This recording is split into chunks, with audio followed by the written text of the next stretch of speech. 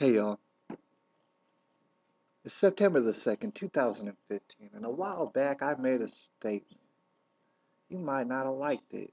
I'm not the first person to make this statement. My statement was this: Christianity is indeed being made illegal here in the United States of America. Illegal. Some people might not like it, some people might not believe it, right? For those people, I threw out the evidence that the LBGTQIA whatever it's called, movement, is not only seeking equal rights because they already have equal rights. You could already do whatever it is you want to do. Nobody's going to stop you and hunt you down unless they're crazy folks. All right. You already have equal rights, so them fighting for rights means that they want more rights. And as they get more rights, that means that certain people are going to have less rights. This goes for basically anyone who's not confused about their sexuality and gender. If you're not confused, well, guess what? You get less rights. You get less rights now. This is happening all across the board. There's too many news articles to even bring up. All right.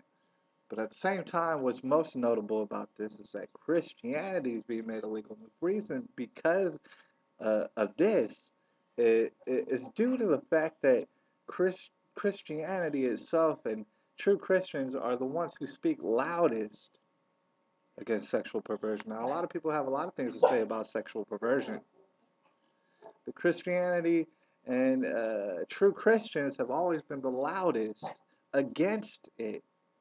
Don't want to have nothing to do with it,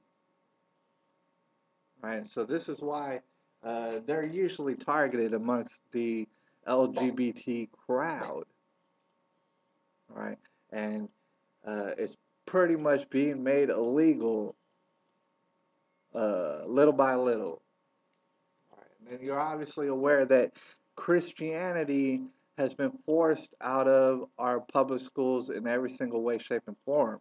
And you might want to say, well, no, that's not true. All religion is being forced out of our schools. To that, I would have to agree. Yes, it is. And a lot of times the people looking to relieve every sort of Christianity, every sort of religion, every sort of semblance of God existing, they love to use the Constitution. They love to use the First Amendment, which actually has nothing to do with keeping God out of schools. What they like to do is pervert the words and imply that it has to do with it's, there's a foundation called the Freedom from Religion Foundation. Basically, let me break that down for you. What that is the freedom to not believe in anything, the freedom to not have a purpose on this earth, to wander around wondering whether or not you're a boy or a girl, and how much pleasure you can get out of the grotesque. Because nothing matters because there is no God. You have freedom from God. Now, anyways, I'm going to read you some excerpts that you may or may not find pretty dang terrifying.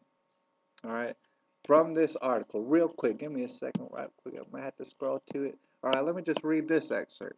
The Freedom from Religion Foundation sent a letter to Carroll County concerning the video that I put a link to at the bottom, asking the district to immediately investigate.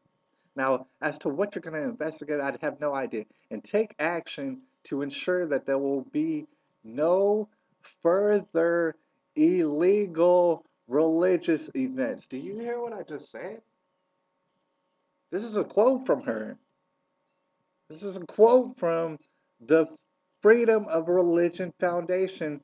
Uh, Immediately investigate and take action to ensure there will be no further illegal religious events. Now, let me remind you, they always hide behind the First Amendment saying that You can't speak the name of God. You can't say God. You can't imply that God is responsible for anything if you're on public school grounds at all. The First Amendment has nothing to do with that. The First Amendment actually says, hey, the state can't barge in and tell us who's God and who isn't God and what God we can worship, and that's it. The state has nothing to do with that.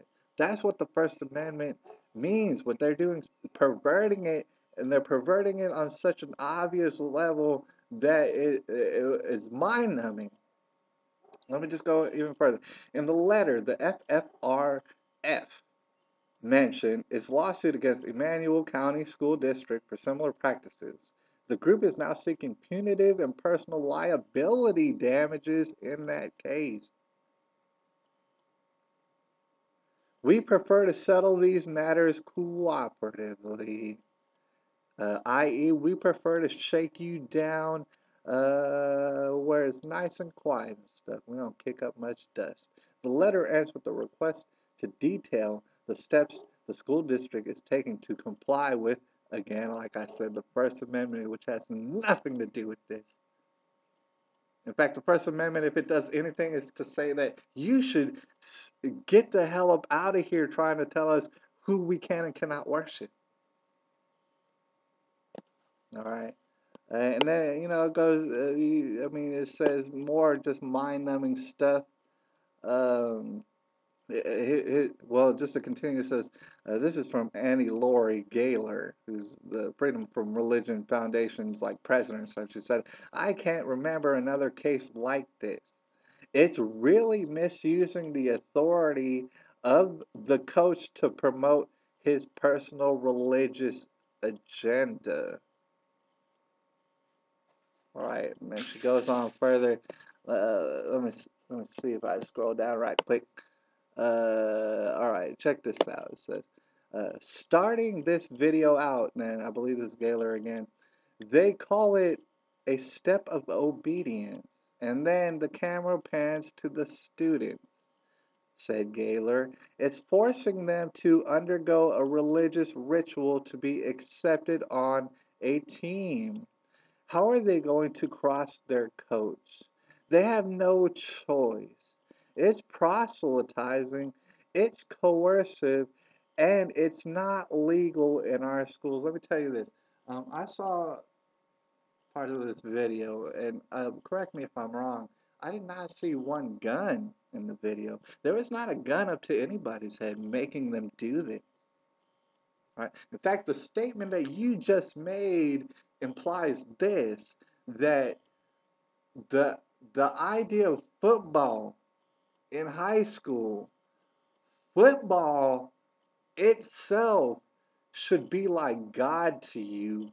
You should be willing to do anything and everything that is asked of you to ensure that you are able to play football in high school. Therefore, if someone says you need to be baptized, well, then you better do it, or else you're not going to be able to serve the high school football God and be able to participate.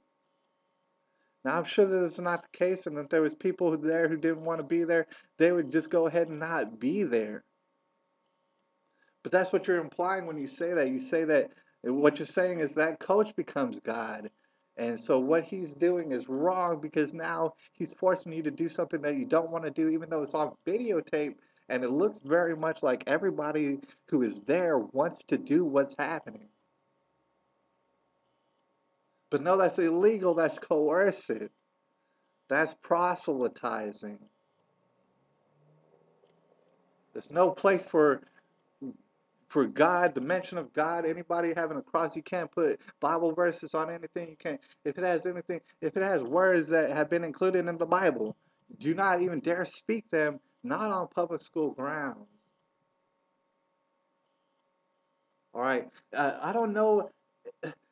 I mean, obviously, there's going to be more and more evidence and more evidence of the fact that being a Christian is illegal. It's being made illegal. But I shouldn't have to even give you any more evidence. And on top of that, what you need to start asking now is the time to start asking if whether you're a Christian or not. You need to start asking yourself, why is it Why is it that Christianity is being made illegal? Because I can make up a religion right now and write all sorts of verses and put it in a book, and I can post flyers of it on a public school right now. Nobody's going to stop me. It's Christianity that's being targeted in such a way. The point is that you got to start asking yourself right now, why is that? What's so dangerous about it? It's September the 2nd, 2015.